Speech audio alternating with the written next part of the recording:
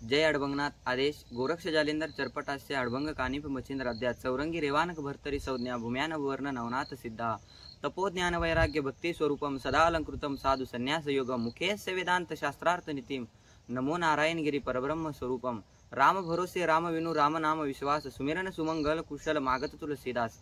जय हरी। सर्वप्रथम आपल्या सर्वांचे श्री क्षेत्र अडबंगनाथ संस्थान भामानगरच्या वतीने सहर्ष स्वागत। आपण आज या ठिकाणी अडबंगनाथांच्या तपोभूमीमध्ये ओम चैतन्य अडबंगनाथ मनका या मनकेचं चिंतन आपण आज हाती घेतलेलं आहे।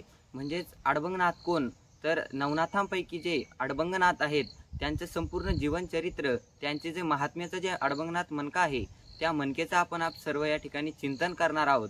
कारण की अडबंगनाथ मनका ही जर चिंतनाला घेतली तर त्यातून जे आपल्याला शिकायला भेटणार आहे ते आपल्या जीवनामध्ये खूप अमूल्य आणि किमतीचं जे देणं असणार आहे। त्यामुळे आपण सर्वांनी या जे अडबंगनाथ मनकेतील चिंतन आहे हे सर्वांनी लक्ष देऊन ऐकायचं आहे आणि आपलं संपूर्ण चित्त, संपूर्ण जे मन आहे ते एकाग्र करून ही अडबंगनाथांची महती आपण या ठिकाणी ऐकायची आहे। अडबंगनाथ कोण आहे, तर अडबंगनाथ हे नवनाथांपैकी असलेले गुरु गोरक्षनाथ महाराजांचे शिष्य म्हणजेच अडबंगनाथ। श्री क्षेत्र अडबंगनाथ संस्थान भामानगर भामाठाण तालुका श्रीरामपूर जिल्हा अहिल्यानगर या ठिकाणी हे भव्य दिव्य असं अडबंगनाथांचं पवित्र तपोभूमी मंदिर आहे। आणि याच तपोभूमी मंदिरामध्ये प्रभू रामचंद्र आणि लक्ष्मण यांच्या अश्रूंनी तयार झालेली पवित्र शिळा आहे आणि त्याच शिळेवर अडबंगनाथांनी 12 वर्ष तपश्चर्या केलेली आहे। असं पवित्र आणि पावन हे अडबंगनाथांच्या तपोभूमीचं हे तीर्थक्षेत्र या अडबंगनाथ भामाठाण या भामानगर गावी वसलेलं आहे। अडबंगनाथांचं मुख्य वैशिष्ट्य सांगायचं ठरलं तर ते खूप महत्त्वपूर्ण आणि खूप पवित्र आहे। संपूर्ण नवनाथांचे जे जन्म झालेले ते खूप वेगवेगळ्या प्रकारे झालेले। जसं मच्छिंद्रनाथांचा जन्म माशाच्या पोटामध्ये झाला, गोरक्षनाथांचा गोराखेतून झाला, जसा भर्तरीनाथांचा भर्तरी पात्रातून झाला, कानिपनाथांचा हत्तीच्या कानातून झाला। हे सगळं नाथांचे वेगवेगळे जन्म झालेले। फक्त अडबंगनाथ असे आहे की ज्यांचा जन्म हा आईच्या उदरातून झालेला आहे। एवढं पवित्र आणि पावन असे अडबंगनाथ आहे आणि अडबंगनाथांचं चरित्र आपण आज हाती घेतलेलं आहे। अडबंगनाथाचं चरित्र ऐकून आपल्याला, अडबंगनाथांच्या मनकेचं चिंतन ऐकून आपल्याला खूप पुण्य प्राप्त होणार आहे। कारण की चिंतन हे खूप महत्त्वाचं आहे। कारण की चिंतने नासत असे चिंता, चिंतने सर्व कार्यही हाता, चिंतने मोक्ष सायुजता घर शोधित असे। एवढं महत्त्व या चिंतनाचं आहे। त्यामुळे आपण सर्वांनी चिंतन केलं पाहिजे। आपण कोणाचंही चिंतन करा, भगवान नारायणाचं चिंतन करा, महादेवाचं चिंतन करा, गणपती बाप्पाचं चिंतन करा, कोणाचंही चिंतन करा, फक्त चिंतनाला महत्त्व आहे। कारण की चिंतन जर केलं तर मी सांगितलं की चिंतने नासत असे चिंता, चिंतने म्हणजे चिंतन जर केलं तर आपल्या जीवनातील जे टेन्शन असतं, जी चिंता असते ती चिंता संपूर्ण चिंतनाने नष्ट होते। मोक्ष प्राप्त करण्याची ताकद त्या चिंतनामध्ये असते। म्हणून आपण सर्वांनी चिंतन केलं पाहिजे। सर्वांना पुन्हा एकदा जय हरी। आपलं जी अडबंगनाथ मनका आहे त्याचे सर्वप्रथम श्लोक म्हणजे जी ओवी आहे ती ओम नमो जी अडबंगनाथा गातो मंगल तव चरित्रार्था सहाय्य करावे तुम्ही समर्था ओम चैतन्य अडबंगनाथा।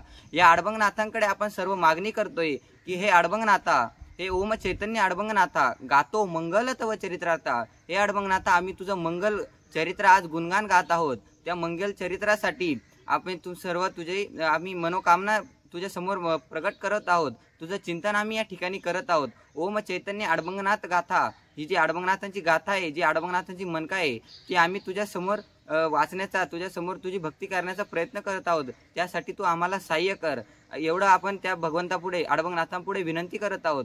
कारण की ओम चैतन्य ओम नमोजी अडबंगनाथा गातो मंगल तव चरित्रार्था सहाय्य करावे तुम्ही समर्था ओम चैतन्य अडबंगनाथा। तुम्ही हे अडबंगनाथा, तुम्ही आम्हाला या चिंतनासाठी सहाय्य करा। यामध्ये काही विघ्न न येऊ देता सर्वांना सुखी आनंदाने ठेवा।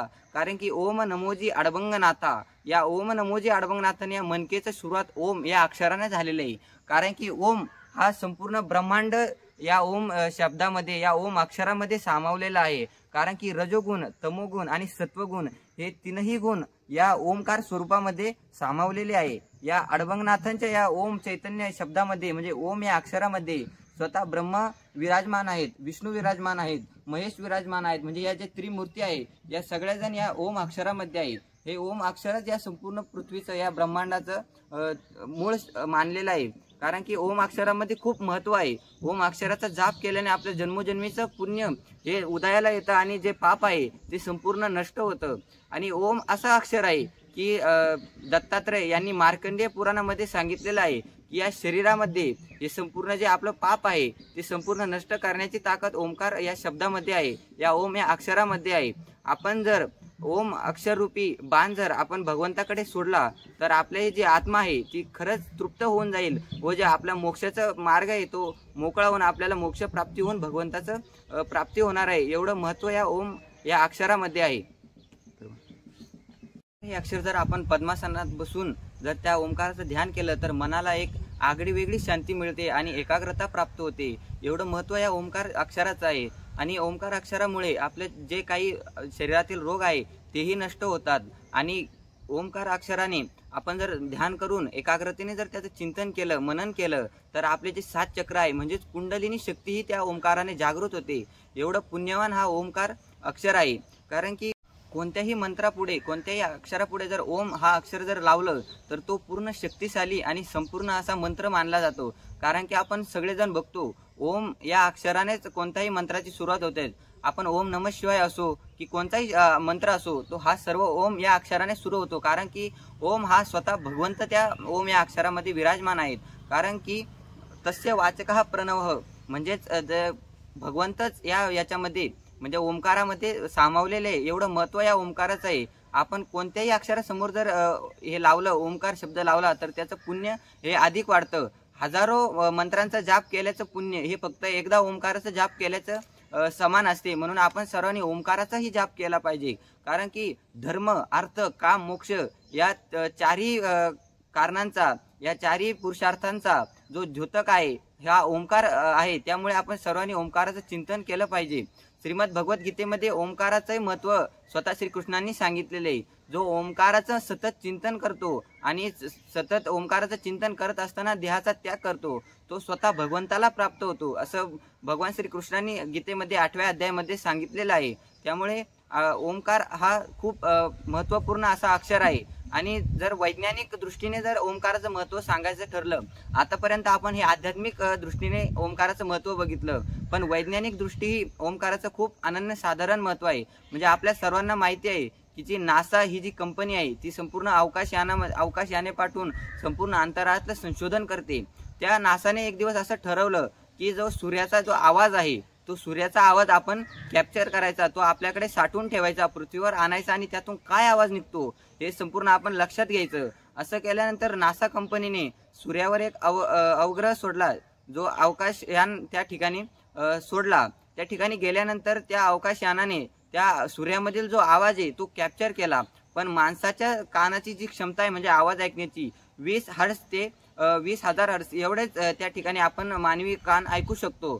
त्यामुळे त्यांनी तो आवाज जो नासाने त्या अवकाशयानातून कॅप्चर केलेला होता तो कॉम्प्रेस करून मानवाच्या कानाला ऐकू येईल एवढा त्या ठिकाणी केला. आणि त्यातून एक शब्द ऐकू आला, जो आवाज ऐकू आला तो म्हणजे सनातन धर्मातील जो ओंकार हा शब्द आहे तो या संपूर्ण ब्रह्मांडामध्ये तरंगानुसार पसरत आहे. हे संपूर्ण त्या सूर्यातून जो आवाज आला तो ओंकार, या अक्षराचा ओंकार हा शब्द त्या ठिकाणी नासाने कॅप्चर केला. म्हणजे आध्यात्मिक दृष्ट्याही ओंकार हा खूप महत्त्वाचा आहे आणि वैज्ञानिक दृष्ट्याही ओंकाराचं महत्त्व आहे. म्हणून आपण सर्वांनी हा जो ओंकार शब्द आहे याचं चिंतन केलं पाहिजे.